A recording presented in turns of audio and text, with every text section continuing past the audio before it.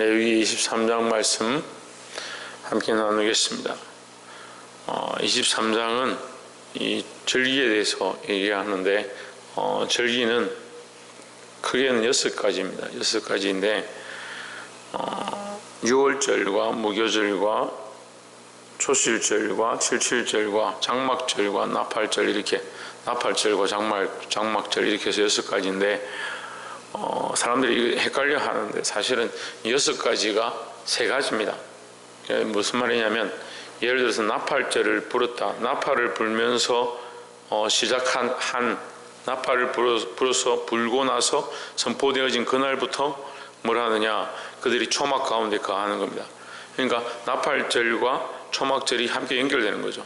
6월절 희생으로 말미암아 우리가 구원을 얻었으니까 하나님의 은혜로 6월절에서 나온 뒤로 뭘 지키냐, 무교병을 먹으면서 무교절을 지키는 겁니다. 이게 연결되어지는 거죠.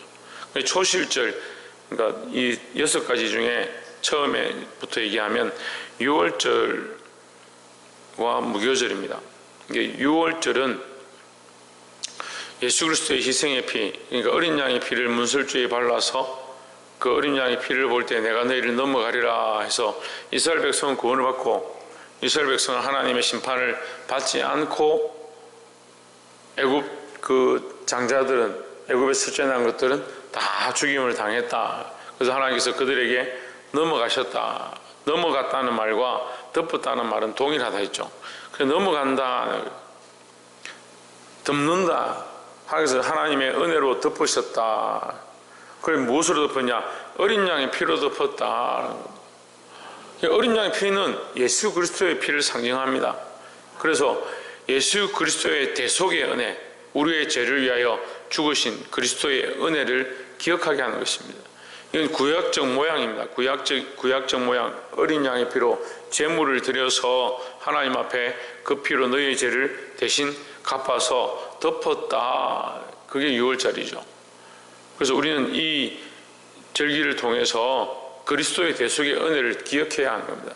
오늘날 우리가 6월절을 지킬 필요는 없지만 우리는 이 절기를 지키지 않아도 우리의 신앙 삶에, 우리의 신앙 생활 속에서 그리스도께서 우리를 위하여 희생하셨고 우리를 위하여 죽으셨음에 대한 모습을 늘 기억해야 된다는 거죠. 그게 6월절입니다. 6월절의 모양이고, 그 6월절은 곧 그리스도의 오심의 그림자니까 지금 우리가 이 그림자를 보면서 우리는 오늘날 살아가고 있는 그리스도인의 삶에 적용하는 거죠. 그러니까 우리가 그 6월절의 모양을 알 수 있는 겁니다. 6월절에서 시작되어서 뭘 하느냐, 무교병을 먹기 시작합니다. 무교병은 썬떡이죠. 우리로 말하면 이스트를 넣지 않은, 부풀리지 않은 떡인데 그것을 먹습니다. 그걸 왜 먹느냐? 너희가 애굽에서 고생했던 것, 또 그리스도께서 너희를 위해 희생하신 삶, 그것을 기억하라. 너희를 이것을 나오게 한 것을, 출애굽에 하게 하신 것을 기억하라. 기념하는 날이다. 주께서 우리를 위하여 구원하셨고 이 구원의 일을 행하셨음을 기억하는 날이 무교절이다. 그럼 6월절을 필두로 해서, 6월절을 시작으로 해서 이 썬 것들을 먹고, 그들이 급하게 나오는 동안 뭐 빵을 만들어서 부풀리거나 뭐 맛있게 하거나 할 시간이 없고, 또 급하게 이동을 해야 되니까 급하게 만들어 놓은 것들을 하나님께서 명령하신 대로 이 무교병을 만들어서 그것을 먹으면서 나왔다는 거죠. 탈출했다는 거죠. 그래서 우리가 이 세상에, 악한 세상에서 믿음의 장소로 나오고 예수 믿게 되어질 때에, 예수 믿을 때에 항상 뭐가 따르냐? 고난과 핍박이 다 따른다는 겁니다. 영적 싸움을 생각해 보면 마귀가 우리를 그냥 내버려 두고 너 그래 예수 믿고 잘 다녀라, 그렇게 할 이유가 없습니다. 그래서 이제 제가 이 나이 드신 분들 전도를 해보면요, 자기가 평생 이렇게 절에 다녔고 점도 치고 굿도 하고 했는데 예수 믿으려고 하니까 너무 힘들다는 거죠. 예수 믿고 교회를 나왔는데도 계속해서 뭐가 있냐, 악한 것들이 공격이 있고 잠도 못 자게 하고 괴로운 일들이 계속 있다라고 얘기를 하는 거예요. 우리에게 그리스도의 희생과 그 피로 말미암아 구속이 구석이 주어져도 악한 것들 우리는 할 수만 있으면 우는 사자와 같이 우리를 삼키려고 하고, 할 수만 있으면 우리를 빼앗아가, 그리스도에게서 우리를 빼앗아가려고 하는. 이리들이 뭐하냐, 양들이 그 탈선에서 나온 그 양들을 잡아먹으려고 하는 것이 이리들의 생각이고 그들의 전략이라는 거죠. 우리가 이 주께서 우리를 위하여 희생하셨음을 늘 기억하고, 그 고난에 동참할 때 이 쓴 나무를 먹게 되고 힘든 일들이 있다 하더라도 끝까지 믿음을 잘 지켜야 한다는 겁니다.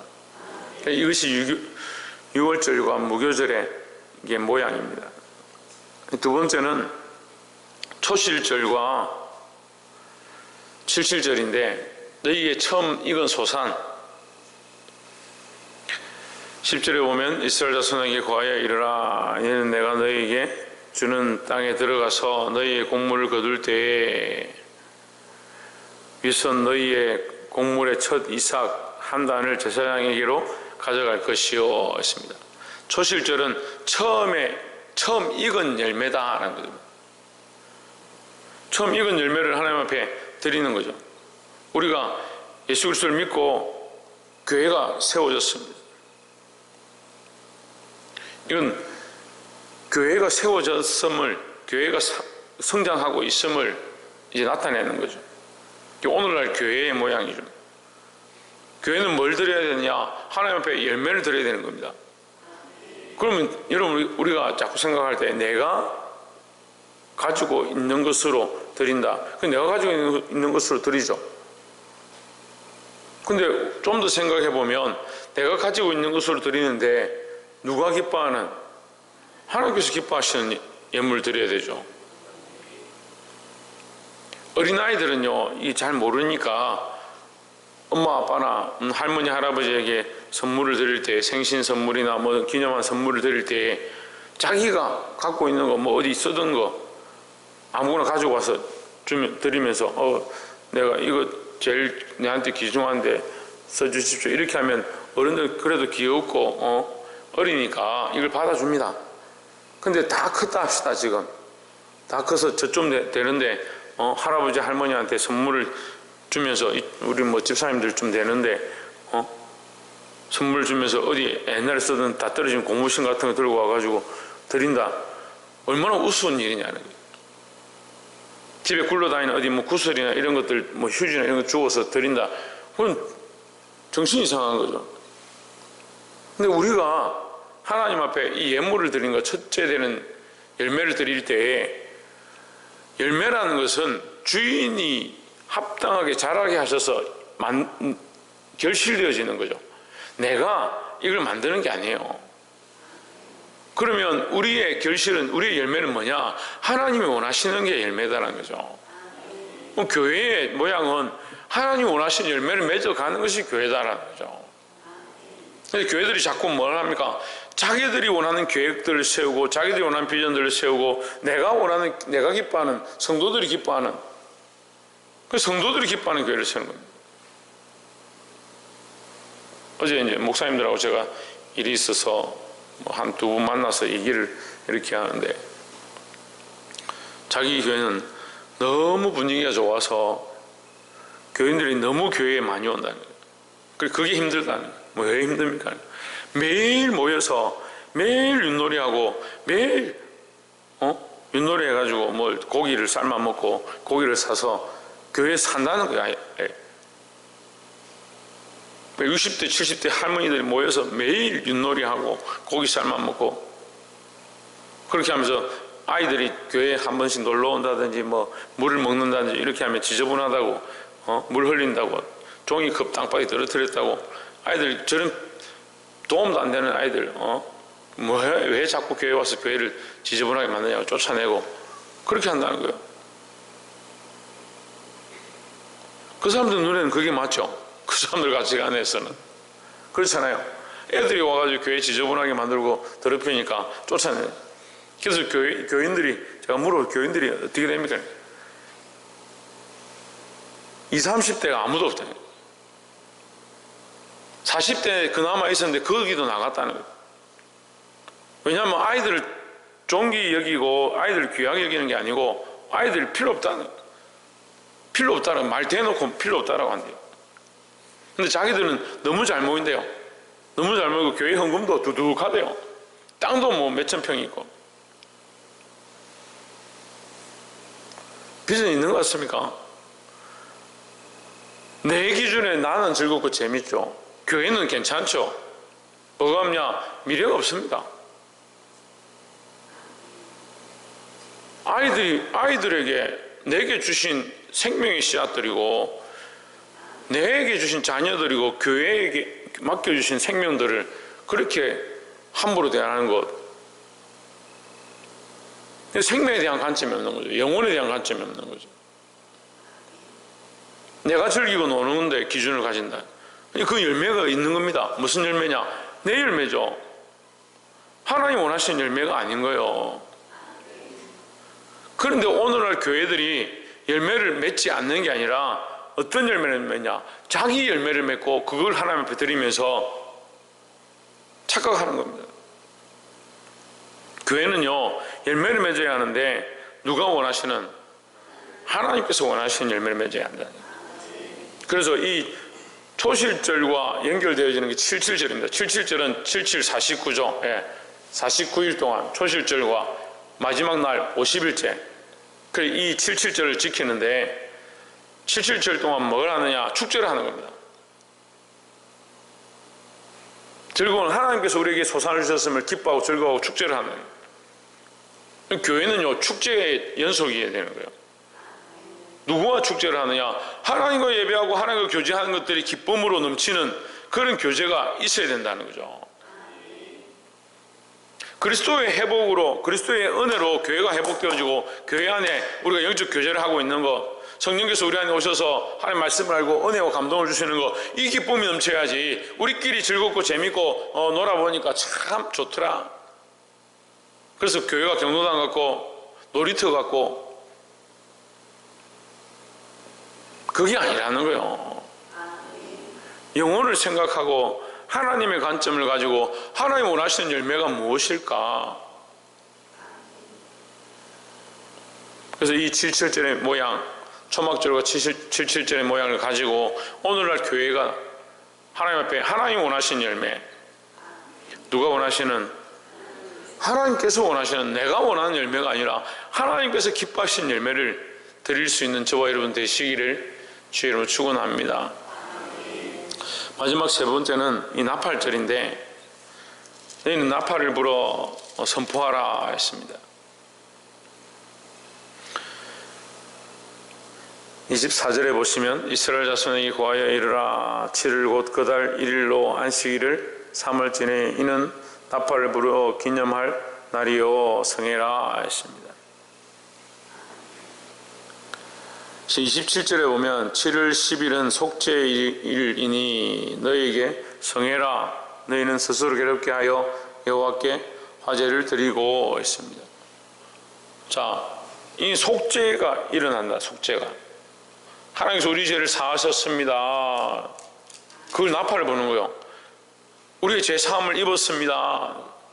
이 백성들이 이 하나님 앞에 번제를 드리고 희생제물을 드리고 나서 대제사장이 나와서 이제 우리의 여러분들의 죄가, 이 백성의 죄가 하나님 앞에 씻음을 받았습니다 선포하면 나팔을 부는 거죠.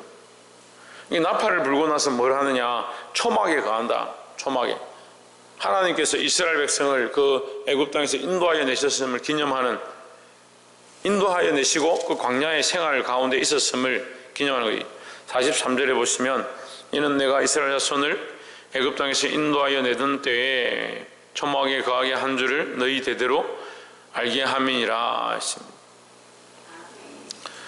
자, 인도하여 냈다. 인도하여 냈다. 이 초막에 거하는 것은 하나님과 동행하는 건데요, 좀 더 우리가 미래적으로 보면 나팔을 분다. 나팔을 분다는 건 주님께서 다시 오신다는 거죠. 다시 오시니까 주님 다시 오시면 우리가 기억하고 뭘 해야 되냐? 교회 안에 있어야 된다. 교회 안에. 이 교회는 건물을 얘기하는 게 아니라 예수 그리스도를 머리로 한 예수 그리스도의 인도 안에, 그 은혜 안에 함께 있어야 된다는 거죠. 더 나아가면 우리가 영원한 하나님 나라 안에 들어간다.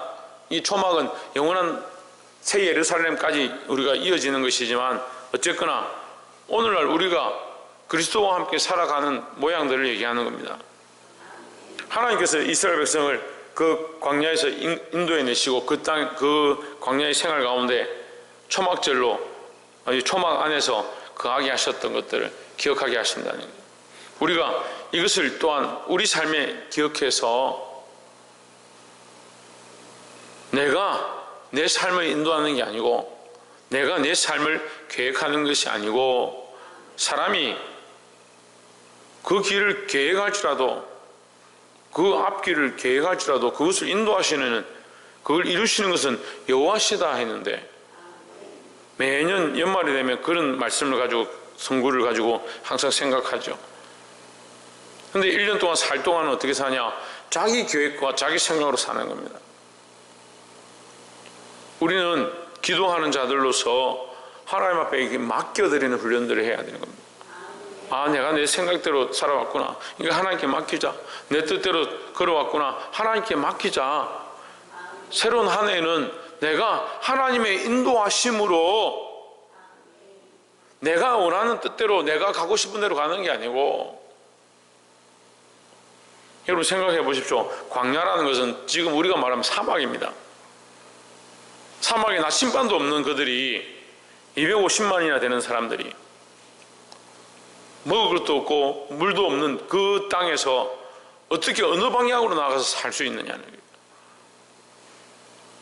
자기들이 어떤 의지를 가질 수 없는 거예요. 전적으로 하나님께서 불기둥과 구름기둥을 인도하지 않으면 갈 바를 알지 못하는 겁니다. 이게 갈 바를 알지 못하는 거예요. 근데 하나님 지금까지 너희를 인도해서 이 적과 꿀이 흐르는 땅으로 인도했지 않느냐, 들어오게 했지 않느냐, 그걸 말씀하시는 겁니다.